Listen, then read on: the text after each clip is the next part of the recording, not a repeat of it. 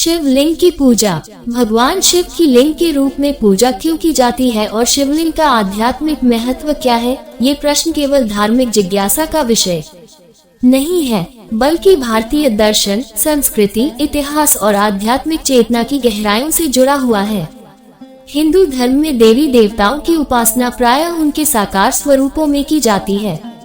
श्री राम, श्री कृष्ण, दुर्गा, लक्ष्मी, सरस्वती जैसे देवताओं के रूप और लीलाएं स्पष्ट रूप से वर्णित हैं और भक्त उनसे उसी रूप में तादात्म्य स्थापित करता है। किंतु भगवान शिव के संदर्भ में स्थिति कुछ भिन्न दिखाई देती है। यद्यपि भगवान शिव का साकार रूप भी अत्यंत लोकप्रिय है, जटाजूट, गले में नाग, त्रिनेत्र, चंद्रमा, भस्मधारी, डमरू और त्रिशूल के साथ, फिर भी उनकी उपासना का सबसे प्राचीन और व्यापक स्वरूप शिवलिंग है। यही कारण है कि सामान्य भक्त से लेकर महान तपस्वियों तक, ग्राम्य शिवालयों से लेकर 12 ज्योतिर्लिंगों तक शिव की आराधना प्रायः लिंग रूप में ही होती है। इस तथ्य को समझने के लिए सबसे पहले ये जानना आवश्यक है कि शिव कौन है। शिव केवल एक देवता नहीं, बल्कि एक सिद्धांत है। वे सृष्टि के आरंभ से पहले भी थे और प्रलय के पश्चात भी रहेंगे। वे कालातीत हैं, रूपातीत हैं और गुणातीत हैं। वे न आदि हैं, न अंत। इसी कारण उन्हें महादेव, सदाशिव, महाकाल और परमब्रह्म कहा गया है। वेदों और उपनिषदों में जिस निर्गुण, निराकार, अव्यक्त ब्रह्म की चर्चा की गई है, शिव उसी का प्रतीक माने जाते हैं। जब ईश्वर को किसी रूप, रंग, आकार या सीमा में बांधना संभव न हो, तब उसे प्रतीक के माध्यम से समझने का प्रयास किया जाता है। शिवलिंग इसी प्रयास का प्रतिफल है। लिंग शब्द को लेकर आधुनिक काल में अनेक भ्रांतियां फैली हुई हैं।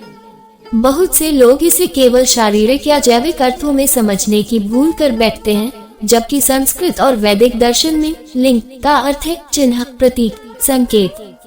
सांख्य दर्शन में लिंग शरीर की अवधारणा आती है, जो सूक्ष्म शरीर को दर्शाती है और 17 तत्वों से मिलकर बनी होती है। इसका संबंध आत्मा की यात्रा से है, न कि केवल भौतिक शरीर से। वेदों में जब लिंग शब्द का प्रयोग हुआ है, तब उसका आशय उस सूक्ष्म तत्व से है जिसके माध्यम से निर्गुण को जाना जा सके। शिवलिंग वस्तुतः निराकार शिव का साकार प्रतीक है। भगवान शिव स्वयं निराकार हैं, किंतु भक्त की सुविधा के लिए वे साकार रूप में भी प्रकट होते हैं। शिव का साकार रूप शंकर के रूप में जाना जाता है, जबकि उनका निराकार रूप शिवलिंग है। इसीलिए कहा जाता है कि शिवलिंग निराकार ब्रह्म का प्रतीक है। यह ऐसा प्रतीक है जिसमें कोई चेहरा नहीं, कोई हाथ पांव नहीं, कोई विशेष शारीरिक आकृति नहीं, ताकि साधक ध्यान करते समय किसी सीमित रूप में न अटके, बल्कि अनंत की अनुभूति कर सके। इतिहास की दृष्टि से भी शिवलिंग की पूजा अत्यंत प्राचीन है।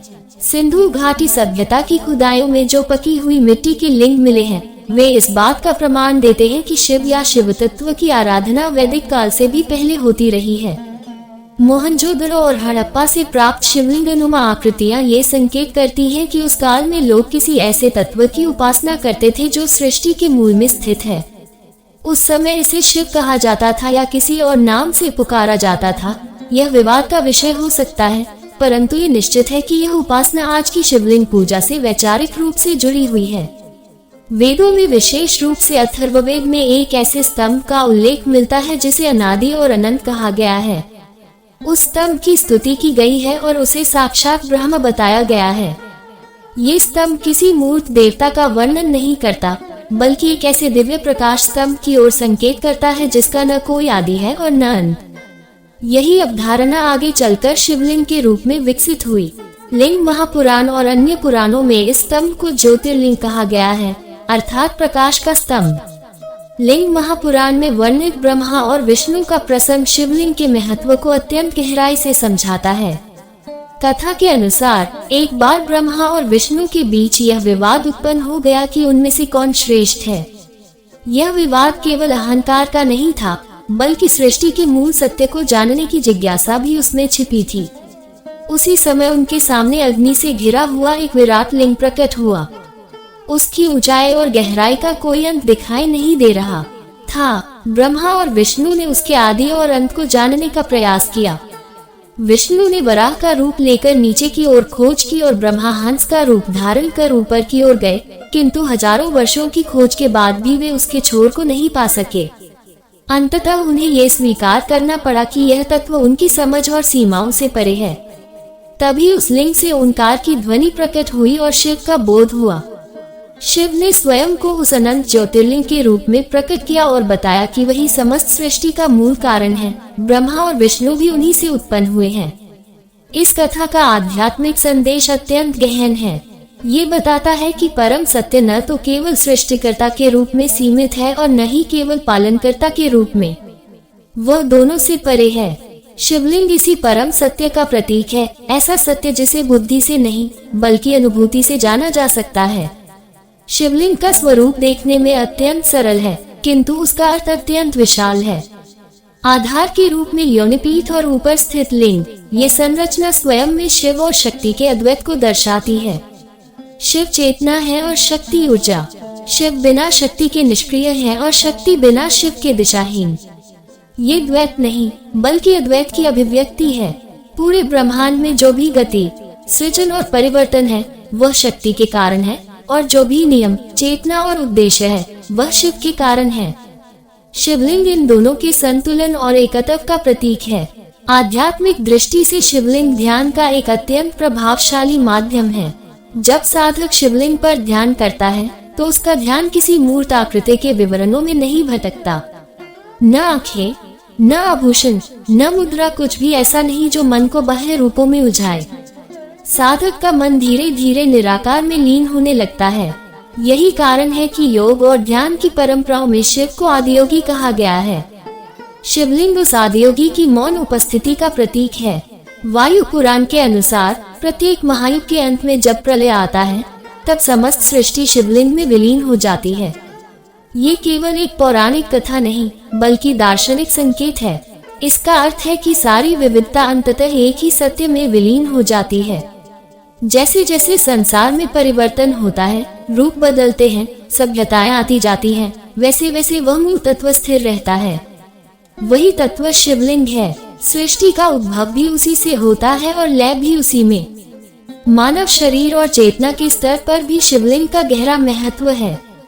योग शास्त्र के अनुसार मनुष्य के भीतर कुंडलिनी शक्ति सुप्त अवस्था में स्थित रहती है।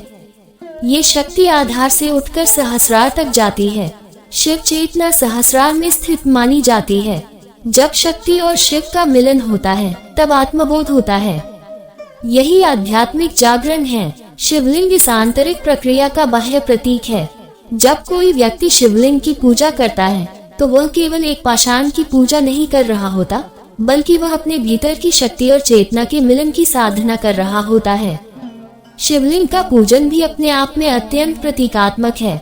जलाभिषेक जीवन और प्रवाह का संकेत है। दूध शुद्धता और पोषण का प्रतीक है। बेलपत्र त्रिगुणों पर विजय का संकेत देता है। भस्म वैराग्य और नश्वरता का स्मरण कराती है। इन सभी क्रियाओं के माध्यम से साधक को ये याद दिलाया जाता है कि जीवन क्षणभंगुर है और परम सत्य की ओर उन्मुख होना ही सार्थकता है। ये भी ध्यान देने योग्य है कि शिव सर्वसुलभ हैं। उन्हें अत्यंत अलंकरण या वैभव की आवश्यकता नहीं। साधारण पत्थर का शिवलिंग भी उतना ही पूज्य है जितना स्वर्णजटित महालिंग। ये समानता का दर्शन है। शिव भेदभाव नहीं करते, न जाति का, न वर्ग का, न धन का। यही कारण है कि जनसाधारण में शिवलिंग की पूजा अत्यंत लोकप्रिय रही है। कोई भी व्यक्ति कहीं भी शिवलिंग स्थापित कर सकता है और अपनी श्रद्धा अर्पित कर सकता है। अंततः शिवलिंग की पूजा का सार यही है कि ईश्वर को किसी एक सीमित रूप में न बांधा जाए। शिव हमें ये सिखाते हैं कि परम सत्य न तो केवल मूर्ति में है, न केवल ग्रंथों में, बल्कि हर कण में व्याप्त है।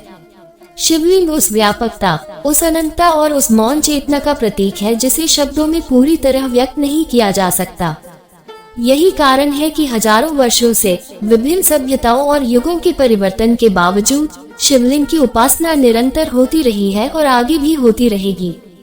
इस प्रकार शिवलिंग केवल एक धार्मिक प्रतीक नहीं बल्कि भारतीय दर्शन की गहनतम अवधारणाओं का मूर्त रूप है। ये सृष्टि और प्रलय, पुरुष और प्रकृति, रूप और निराकार, ऊर्जा और चेतना, इन सभी का समन्वय है। शिवलिंग की पूजा का अर्थ है स्वयं को सीमाओं से मुक्त कर उस अनंत सत्य की ओर अग्रसर होना जिसे शिव कहा गया।